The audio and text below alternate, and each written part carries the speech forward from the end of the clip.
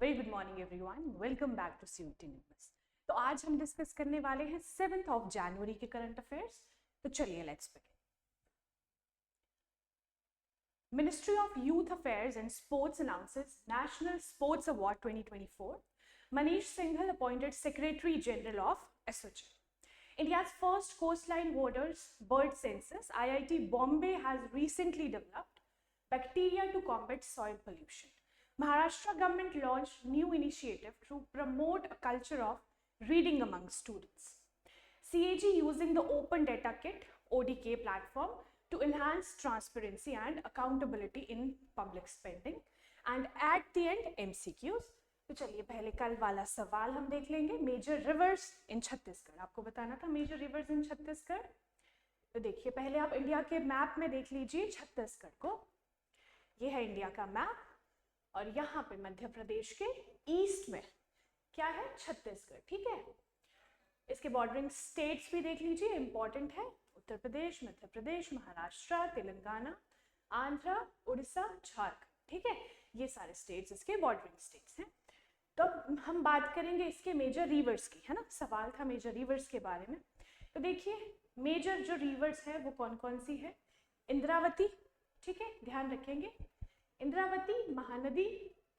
वैसे तो बहुत सारी रिवर्स आपको यहाँ पे दिख रही होगी, रिवर वाला मैप ही है, लेकिन कुछ मेजर रिवर्स रहती हैं, है ना, वो बाकी छोटी छोटी नदियाँ नहीं इंपॉर्टेंट रहती, मेजर वाली आपको याद रखनी है। नर्मदा, ठीक है, और मांड, कुरकुट, ये छोटी छोटी नदियाँ हैं जो जाके इब रिवर में, यहाँ पे हीराकुंड रिजर्वॉयर भी आपको देखने को मिलेगा महानदी पे, है ना।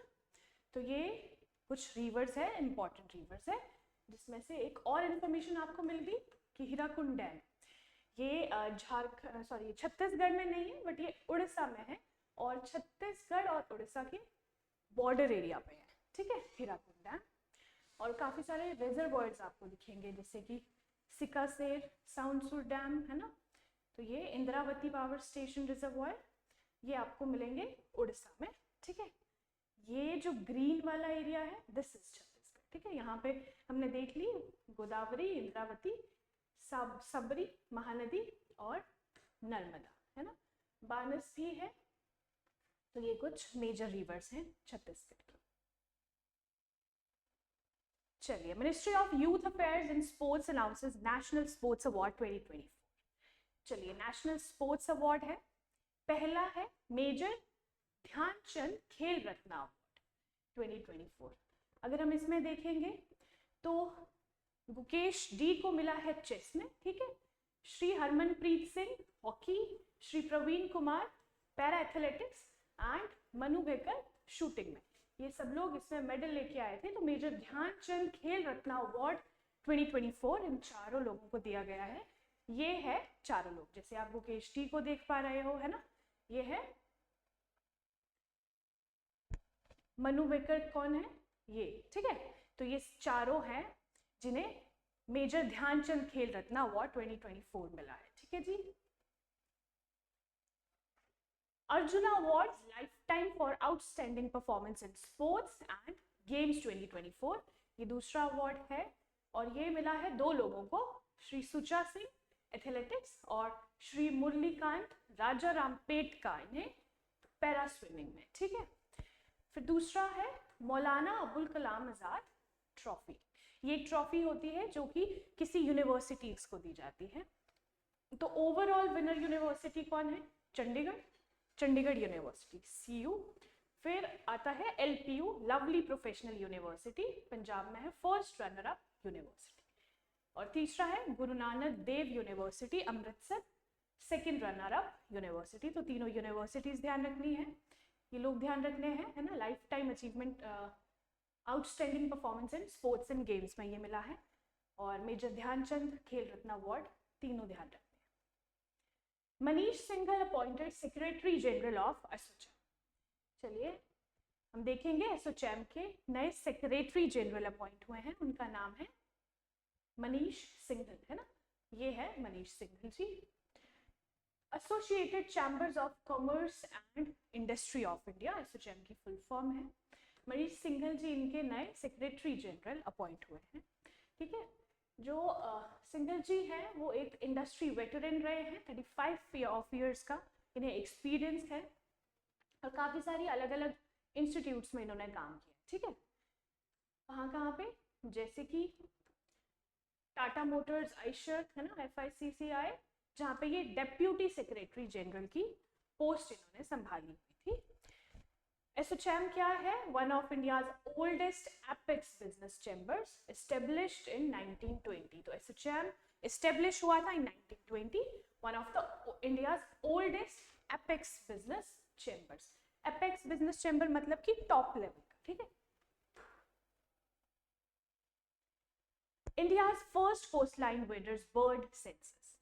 चलिए, पहला, इंडिया का पहला coastline waders bird census हुआ है। देखेंगे कहाँ पे हुआ है? गुजरात के marine national park and sanctuary में। ठीक है, ध्यान रखना है, गुजरात के मेराइन नेशनल पार्क में हुआ है एंड सेंचुरी, जामनगर डिस्ट्रिक्ट में। गुजरात के जामनगर डिस्ट्रिक्ट में हुआ है 3 से 5 2025, अभी रिसेंटली हुआ है, covering 170 kilometre coastline from Okha to Navlakhi. तो ध्यान रखना है, अगर आप मैप में देखो तो ऐसे कुछ गुजरात आपको दिखेगा, उसके कोस्टल लाइन में हुआ है ना, जामनगर डिस्ट्रिक्ट में। ध्यान रखेंगे, गुजरात जामनगर डिस्ट्रिक्ट और marine national park and sanctuary में पर्टिकुलरली ध्यान रखना है, marine national park and sanctuary, जो कि गुजरात के जामनगर डिस्ट्रिक्ट में सिचुएटेड है। ठीक है, इसमें 3 डे प्रोग्राम ये हुआ था, एक्सपर्ट टॉक्स हुई, बर्ड काउंटिंग एक्टिविटीज हुई वहाँ पे और नॉलेज शेयरिंग सेशंस भी हुए। चलिए, इनिशिएटिव जो है ये कोलैबोरेशन है किस किस के बीच में? Gujarat forest department and bird conservation society of Gujarat. तो ध्यान रखना है, ये एक कोलैबोरेशन है between Gujarat forest department and bird conservation society Gujarat. ठीक है, BCSG। मेराइन नेशनल पार्क और मेराइन सेंचुरी के बारे में एक फैक्ट ध्यान रखेंगे, इंडिया का पहला डेजिग्नेटेड मेराइन नेशनल पार्क है। ठीक है, आपको एक फैक्ट यहाँ से और पता चल गया क्या, कि marine national park and sanctuary जो है that is India's first designated marine national park, जो कि गुजरात में सिचुएटेड है, जामनगर डिस्ट्रिक्ट। ध्यान रखेंगे। ठीक है, और इसका टोटल एरिया 170 किलोमीटर ही है, कोस्ट लाइन में ही आता है ना। IIT Bombay has recently developed bacteria to combat soil pollution। चलिए, तो सॉइल पोल्यूशन को कम करने के लिए IIT बॉम्बे ने एक बैक्टीरिया जो है वो बनाया है ना। Soil contamination poses challenge in agriculture, threatening crop health and yield. देखिए, सॉइल की कंटैमिनेशन होती जा रही है ना, उसकी वजह से क्या होता है एग्रीकल्चर में, और जो क्रॉप की हेल्थ है ना, और जो पूरा यील्ड है वो अच्छे से नहीं हो पाता, उसके लिए बहुत बड़ा चैलेंज है सॉइल कंटैमिनेशन। तो टॉक्सिक कंपाउंड्स कौन कौन से, जैसे कि seed germination and plant growth को हिंडर करता है ना। एक तो आपके सीड जो होगा है ना, किसी भी प्लांट का जो सीड है वो अच्छे से जर्मिनेट नहीं हो पाएगा, मतलब उग नहीं पाएगा सीड से प्लांट, और दूसरा प्लांट की ग्रोथ अच्छी नहीं होगी इन्हीं टॉक्सिक कंपाउंड्स की वजह से, जो कि सॉइल कंटैमिनेशन की वजह से हो जाते हैं। ठीक है, तो क्या हुआ, ट्रेडिशनल रेमेडीज अगर हम लोग देखें तो that is chemical treatments often fail to provide lasting solutions.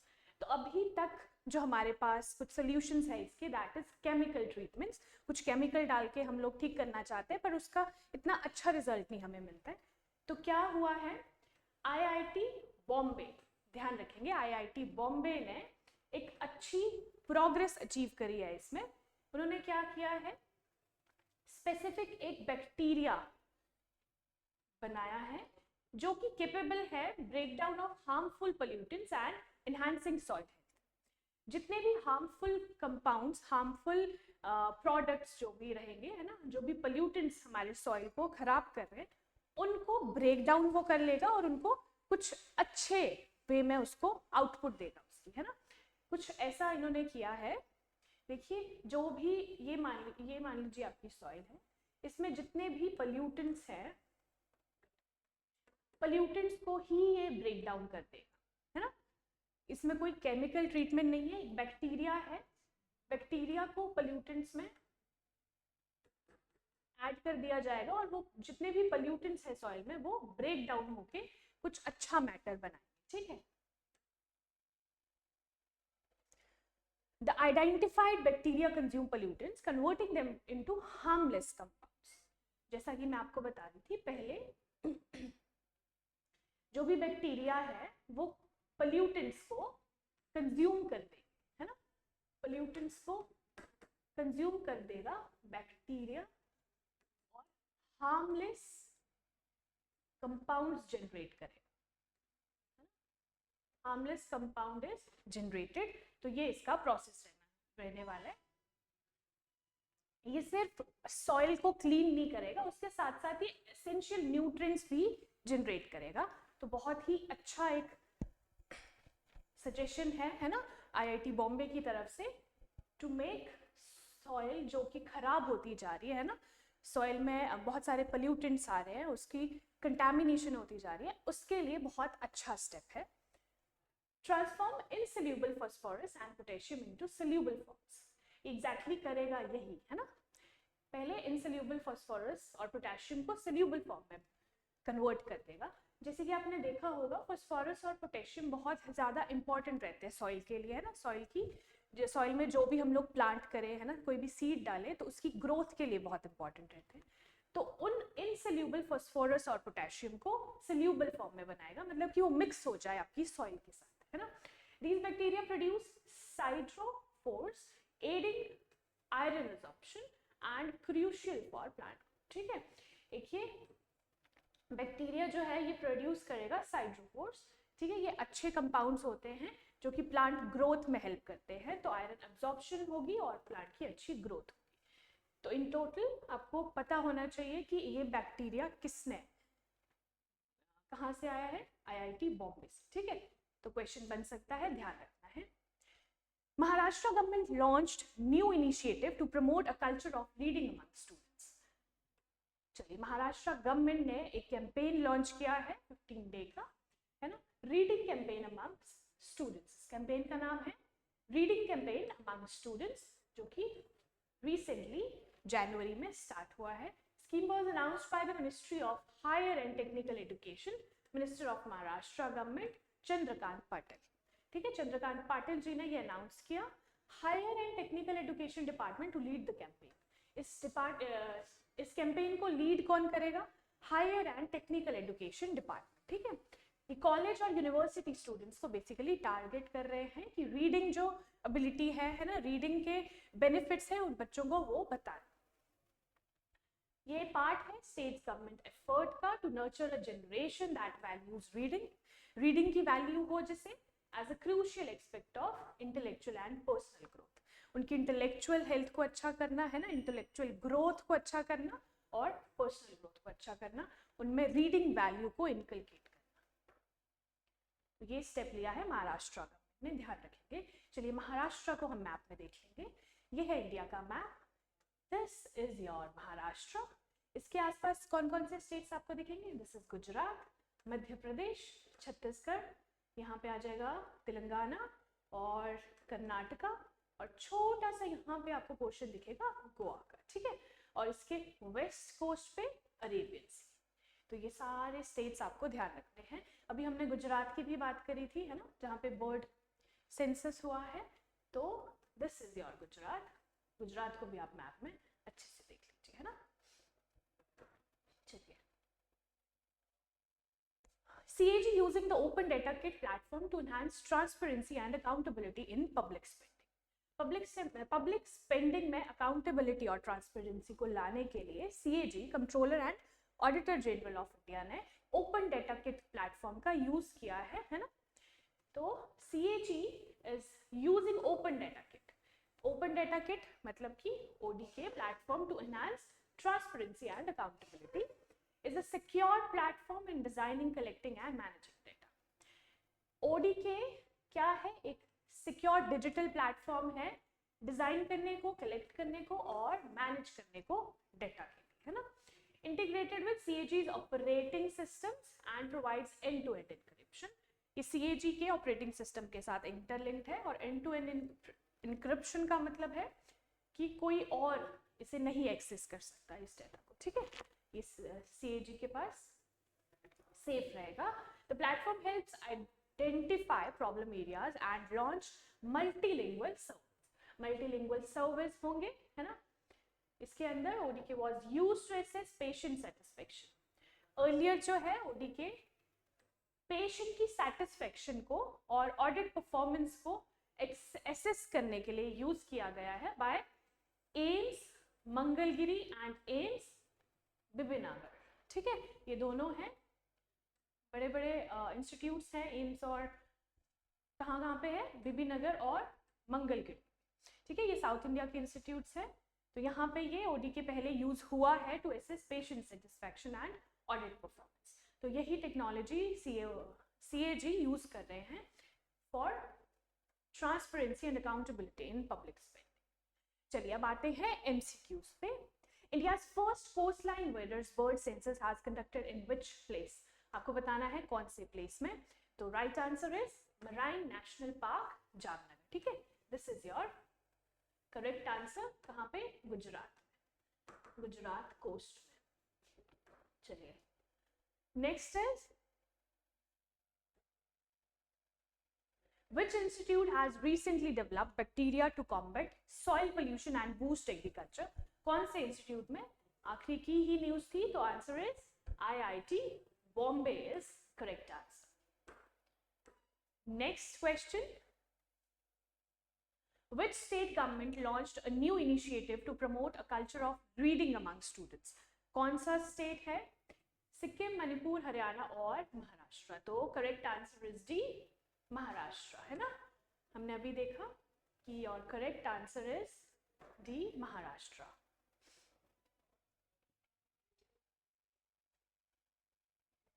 Maharashtra is your correct answer, D. Next question है, who has been appointed as secretary general of ASSOCHAM. ASSOCHAM के सेक्रेटरी जनरल कौन अपॉइंट हुए हैं.